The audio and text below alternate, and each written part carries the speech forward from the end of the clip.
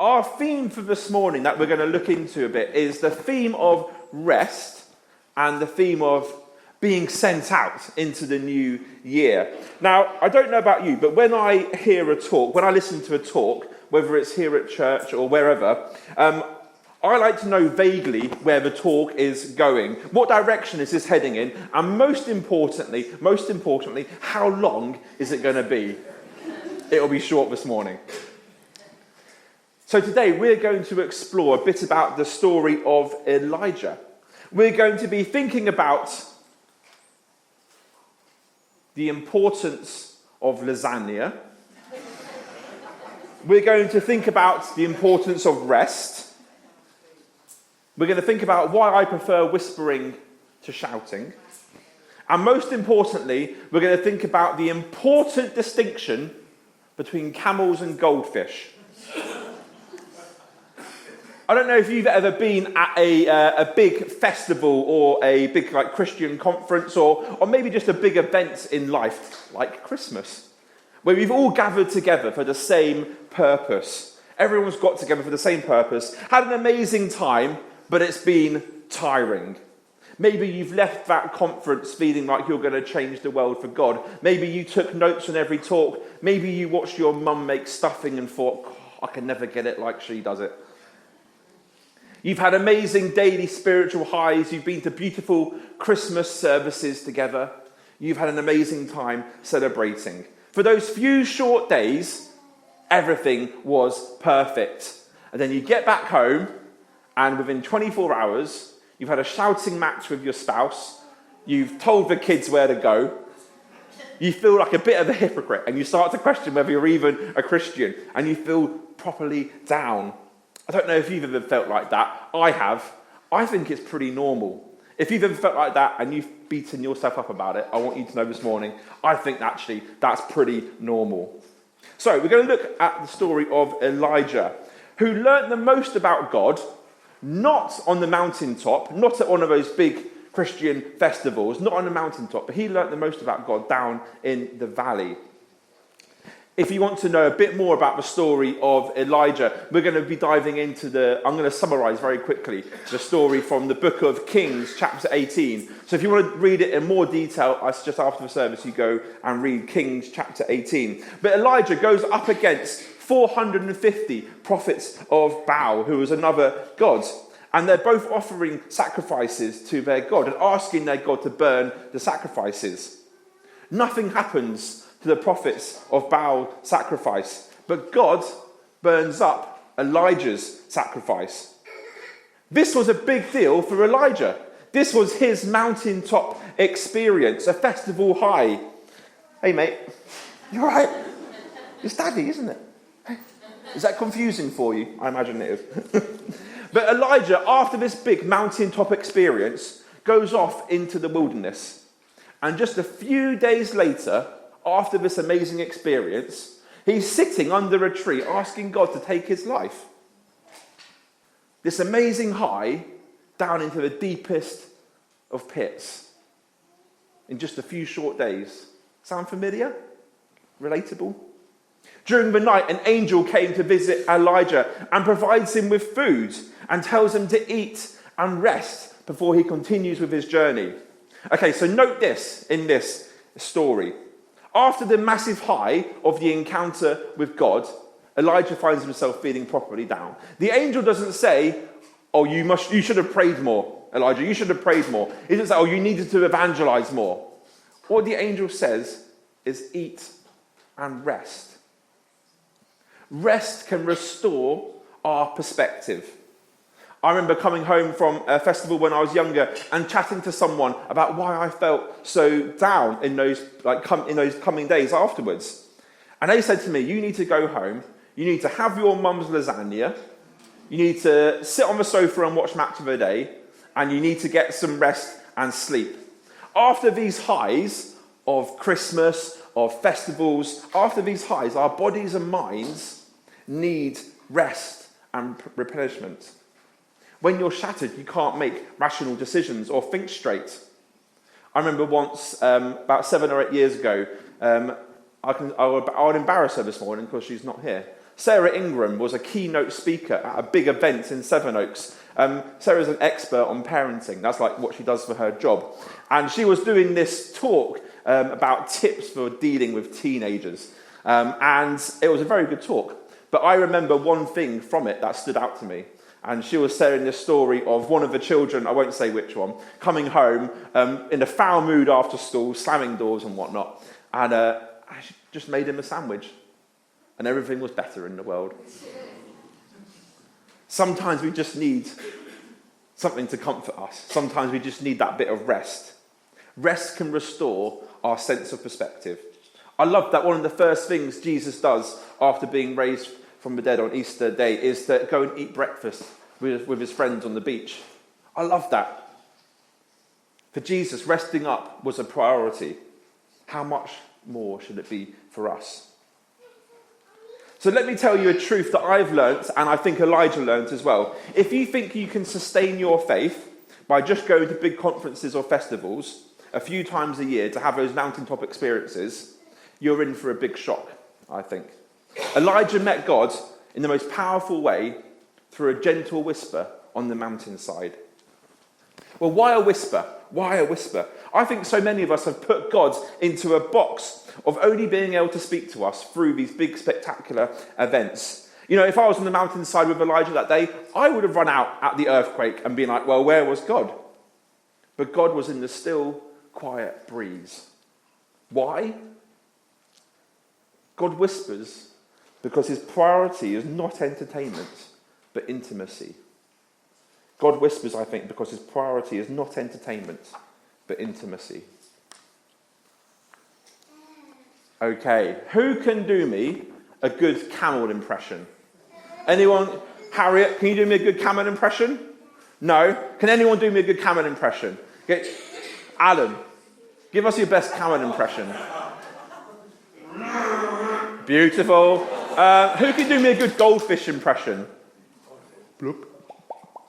Bloop, bloop. Fantastic. Roland. Is Roland here this morning? Oh, he is. Great. Fantastic. What's the difference between a camel and a goldfish? One possibly has less water than it needs. One needs conserved water and the other one to use. That's insightful, isn't it? One conserves water and the other one just uses it. If you don't remember anything about this morning, remember this. Be a goldfish, not a camel. Kids, be a goldfish, not a camel.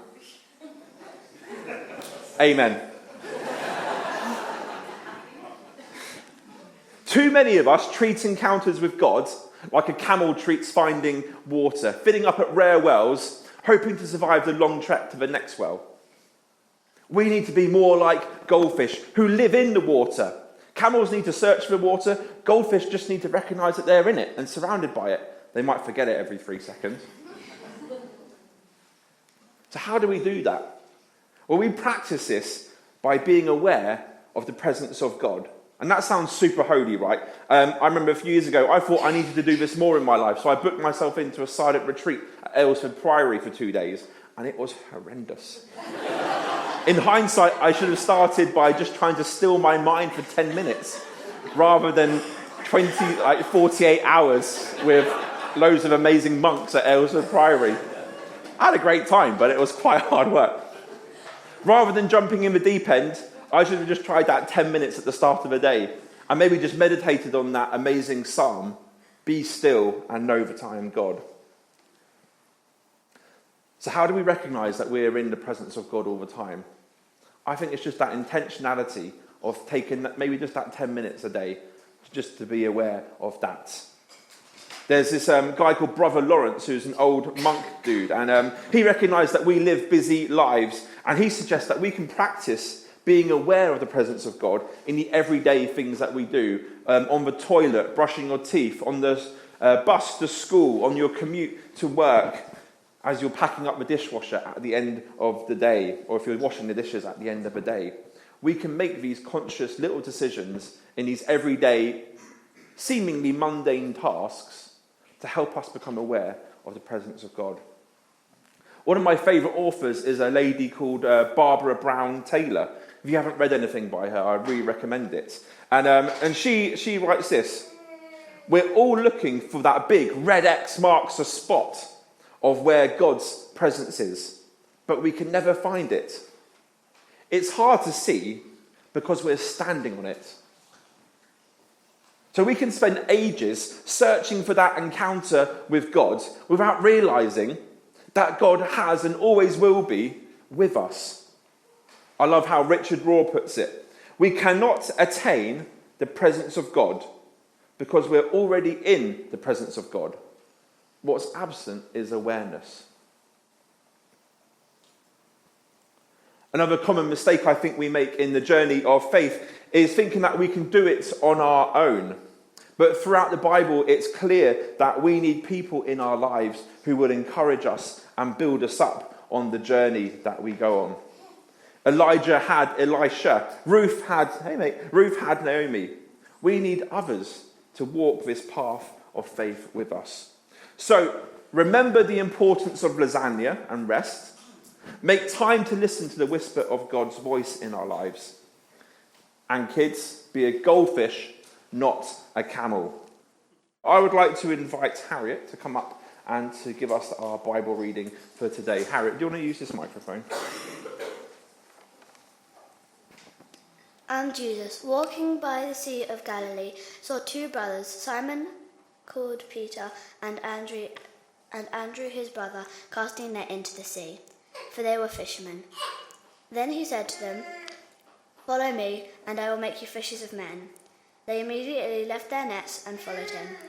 Going on from there, he saw two other brothers, James and the son of Zebedee, and John his brother, in the boat with Zebedee their father, mending their nets. He called them, and immediately they left their boat and their father and followed him. Fantastic. Thank you, Harriet. I'm going to hand over to Emma now for the next part of our service.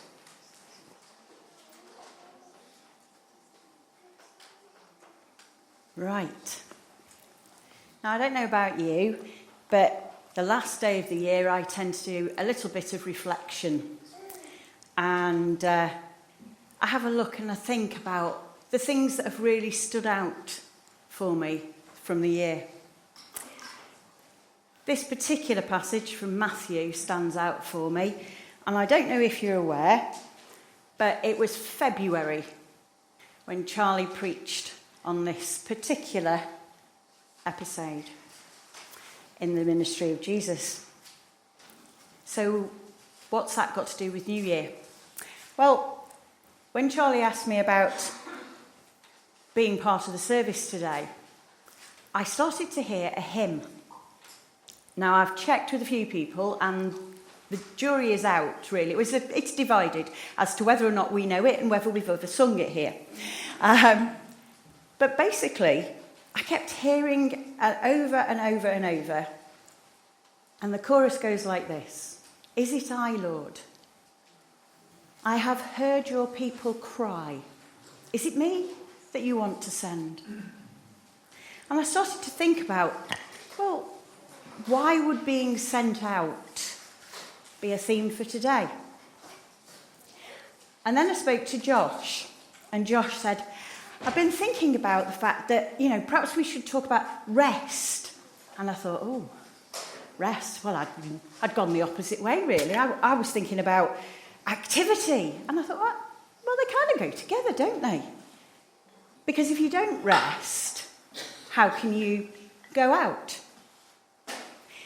And the more I thought about it, the more I thought, well, yeah, I can see. And Josh told me practically exactly what he's presented to us this morning, and I thought, well, that's really organised, and I've got an idea, Lord, but I don't really feel that organised. I'm not sure how I'm going to bring this together. And Josh said to me, have you got a verse? And I thought, there's always a verse. So I pulled up the church suite, and I thought, right, let's find the right rater, and it was blank for today. And I thought, oh, that's fun. And the more I thought about New Year and rest and getting ready and being sent out, the more I thought, you know what? How would I feel if Jesus said to me, come now? Because that's what he did to the disciples. They didn't know that morning. They hadn't been given time to prepare. They were there doing their day-to-day jobs, their everyday, maybe they thought, bit boring lives, just getting on with the things that had to be done. Mending nets, which I believe is actually quite a difficult job, but they make it look really easy. But can you imagine getting all tangled up in all those bits, and they'd be a bit wet and probably a bit stinky from old bits of fish and things like that. Not the nicest of jobs, not the cleanest of jobs, but there they were, just doing their jobs. And Jesus came along and said, I want you to follow me. Now, I'll be really honest. My home group, and I'm part of the online home group, and for all those that are joining us today, hello. We've been looking at Mark. And Mark and Matthew's recordings of these and how the disciples were called. And I've always thought that the disciples were really special. They must have had something incredible about them to be chosen as disciples.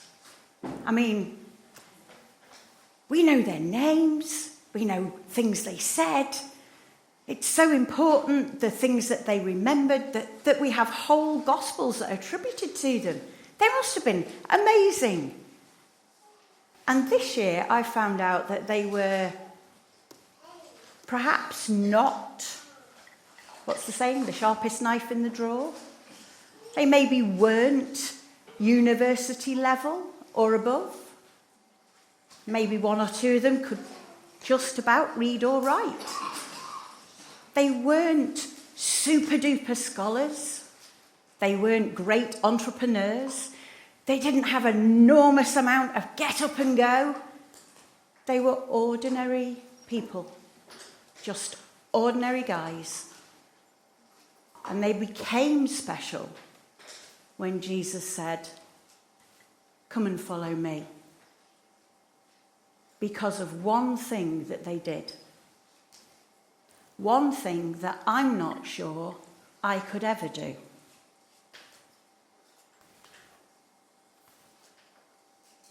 So this is what I've called my bit. People, get ready. There's a change coming. Are you ready? It's New Year's Eve. We've heard about some New Year's resolutions. Has anybody else made any? Have you made the same one secretly that you made last year and the year before? Maybe the year before that. Is there a bit of a theme? Will we get to January and you'll be like, well, you know, it's a long-term 5-year plan. Yeah, I'm not going to do it all today. Have you put some thought into it? Are you like me? There's 2 down there and another one here, and this is my new one. It's nice and shiny. I love notebooks.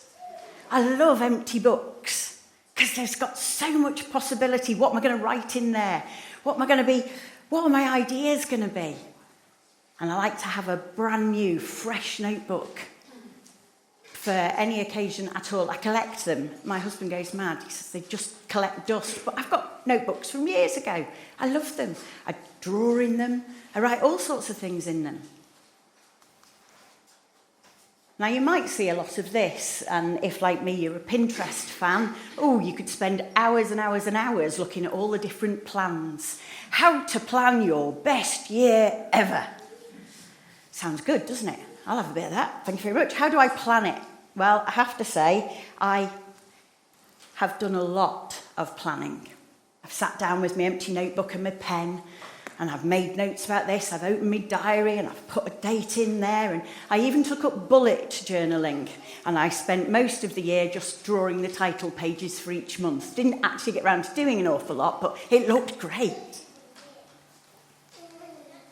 And then I thought, how would you want me to spend my year, Lord? What would you ask me to do this year? Because I've got a new notebook, I've got some new pens, and I'm all ready to sit down and make a plan. Now, this is a packing list. I don't know about you, but if somebody came along and said to me, I need you to go and do this, or follow me. We're going to go off. For the next 3 years, we're going to walk around and we're going to go a long way, but we'll come back closer to home, but we'll be away for a while. Would you need a packing list? I think I would. I mean, I think this would be travelling light for me if somebody said, pack for 3 years. I mean, I'm going to need a whole suitcase just for my shoes, let's be honest. But maybe all I need is this. Maybe the plan is already written. Maybe what I need to pack is already prepared for me. And maybe what my plan should be is to know what it says. Is to think and to rest, as Josh has told us, and be ready. You see, Jesus didn't say to those disciples, now go home and I'll meet you at 9:30 tomorrow morning and we'll start then. He said, come and follow me. And the one thing that made them exceptional on that day, they came immediately. They didn't say, well, where are we going? Oh, I don't like it there. No, I've been there before. No, I had a bad experience. Pickpockets. No, don't like it there. And, oh, have you seen how many Romans there are in that town? Oh, I don't want to go there. No, they're a bit bossy, them. They didn't say, right, well, I need to go home. I'll just tell my mum where I'm going to be, because if I'm not going to be home for tea or lasagna for the next 3 years, well, she might get a bit upset. So I'll need to go home and smooth a few things out. They didn't say, can I come back? I just need to go and check, because I was going to do something on Friday, but you can hang on. They didn't question. They went immediately.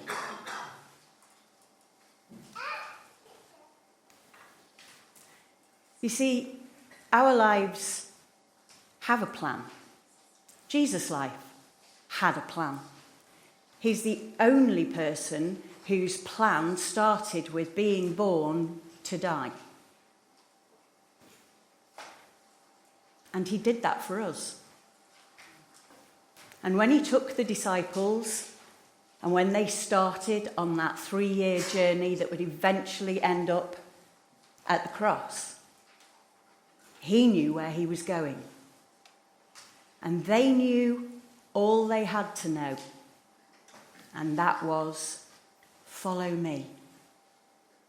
I'll teach you. I'll provide for you.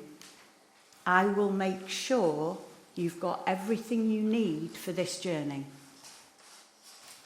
And look at the different miracles and the different things that we've studied this year together in the Gospel of Matthew. He provided them, and not only them, with food. All those people that had gathered to come and see him, and they were hungry. And he provided food. He made sure that they were safe. When he knew that feelings were running a little bit high in those villages and towns, and it was getting a bit unsafe to show any kind of favoritism or stay with any one kind of person, they came out and they stayed together. They looked after each other.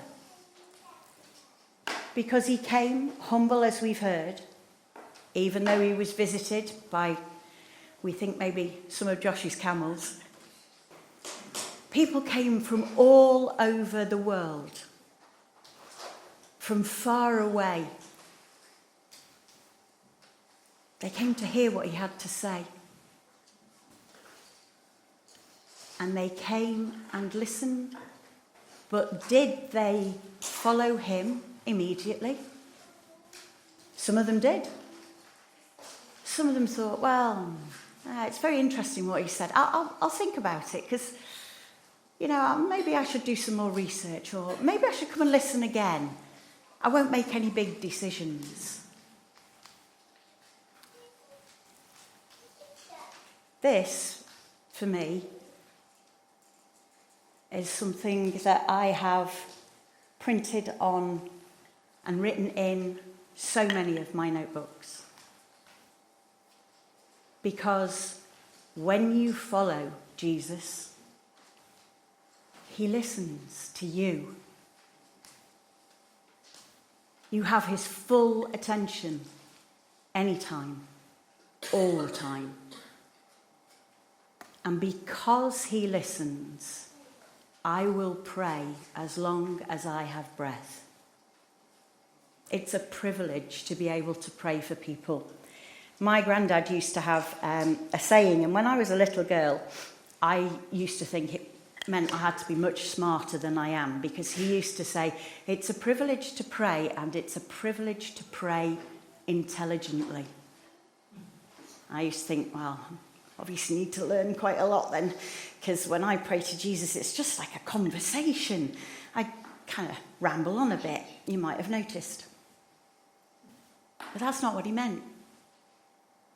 He meant if we know that somebody's unwell, or they're hurting, or they're sad, perhaps there's somebody we haven't seen for a while, perhaps somebody who needs rest but is being driven harder and harder, we can pray for them and he will listen. You see, I don't have to chase extraordinary moments to find happiness, because it's right in front of me. If I'm paying attention and if I practice gratitude. Now that's from a lady called Brené Brown, who I've been introduced to in the last 6 years as I've been coming to Bessels. And I thought about that. I knew what Josh was going to say about those mountaintop moments, those incredible revelations, those split seconds when everything is crystal clear and we feel invincible. And then we fall over.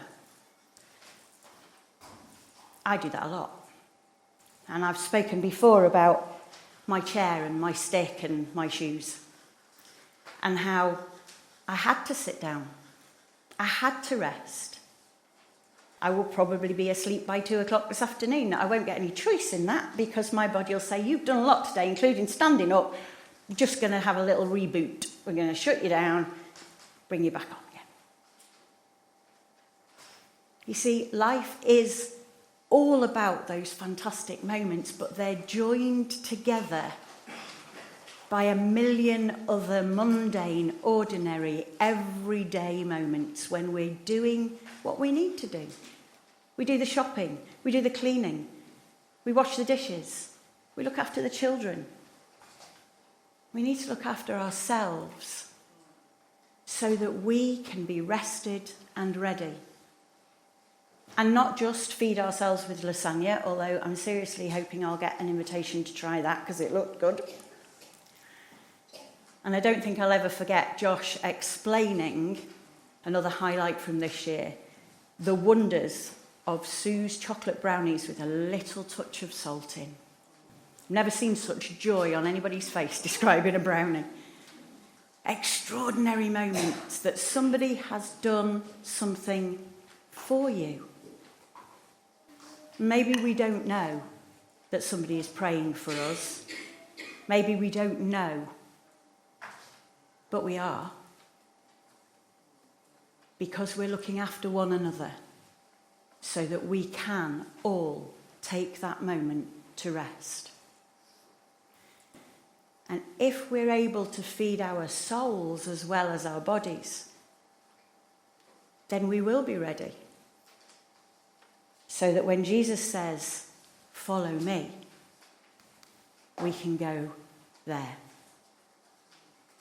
This is another Brené Brown quote. Authenticity is the daily practice of letting go of who we think we're supposed to be and embracing who we are. How many times do we think, oh, right, I'll just take a deep breath, get my face on, and ready. I'm ready for action. I'm ready for that meeting. I'm ready to go in and do all those things. I don't feel like doing it. I don't feel like I'm prepared. I don't really think that this is what I want to do every day for the rest of my life, but it's what I'm going to do now, so I'm going to plaster on a smile and I'm going to fake it till I make it. Why can't we be real? My sister has a T-shirt and it says, "Be yourself, everyone else is taken." There's only one Emma, and I can hear a lot of people saying, thank goodness for that. But there is. There's only one me and there's only one you. And Jesus has called you. He has said, come and follow me. Now, are you sitting on the sidelines thinking, well, yeah, I'll get round to it, but I'm going to carry on doing this bit? Or did you go immediately? Are you waiting for that huge, fantastic, I'm going to be famous kind of moment? Or are you there in the everyday, in the little things, practicing gratitude that we have those little things? Are you really being you? Are you being the person God wants you to be? Or are you faking it till you make it? God didn't send any perfect people except one, Jesus. And you know what? When you realise that you can't be perfect, it's quite a big relief. It was for me. I can't be perfect, but I can try every day to do my best. Because Jesus didn't call for the perfect people, for the smartest, the richest, the fastest, the best. He called ordinary people. And he called them to follow him, to follow his example, to follow his word, to follow his plan. And we can see that and access that every day. And that is still a real privilege because there's so many who can't.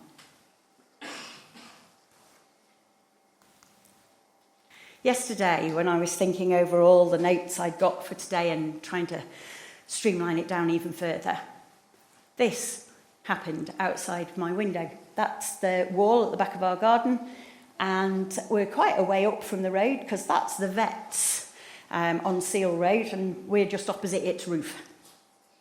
But there was a rainbow, and that glorious sunlight that you could see on the hills in the distance. And it was fantastic. So that reminded me of God's promise. He is never going to leave me. He's never, ever going to walk away from me. He has kept his promises, and he has given us time to prepare, to be ready, so that wherever he might send you in 2024, whether it be here, to school, to work, whether it be a difficult relative, somebody you don't really get on with. Those are the fishes that he calls us to be fishers of men for. Not all of us will end up being famous. Not all of us will end up being noticed, particularly. But if you go out every day and be your best you, if you rest, if you're ready, and if Jesus lives in your heart and in your life, then I promise you there will be a difference to who you are. And people will see that. So that's my New Year's resolution there. In 2024, I want to be the woman God made me to be. And I'm already going to tell you that it's going to be hard work because I'm not perfect. But I know that the plan he has for me is well worth following. And I hope that you can rest and nourish body and soul in 2024 and feel that way too. Right. Well, I think Josh has got some reflective questions for you. Fantastic. Thank you, Emma, so much for sharing with us this morning. What I think we're going to do, I'm just going to change what we're going to do slightly. What I'm going to do, I think reflection is a really underrated tool in our arsenal as people on the journey of faith. And I'd really encourage you at some point today and some point in the coming week, just to find that 10 minutes to stop, to pause and reflect and to be aware of God's presence. And I've printed off some discussion questions that me and Emma came up with to help us to reflect upon the truth of God being with us as we go into the new year. So they're going to come up on the screen. You might want to take a photo of them to go away and think about them later. I've got printed off versions here for you that you can take with you to go home with. But yeah, I'd really encourage you to find 5 or 10 minutes today, this week, just to spend some moments with these questions as we head into the new year. I'll put them down at the front here so you can come and take one towards the end as we finish up. But there we go, just a few questions to help us to reflect upon what we've been thinking about this morning.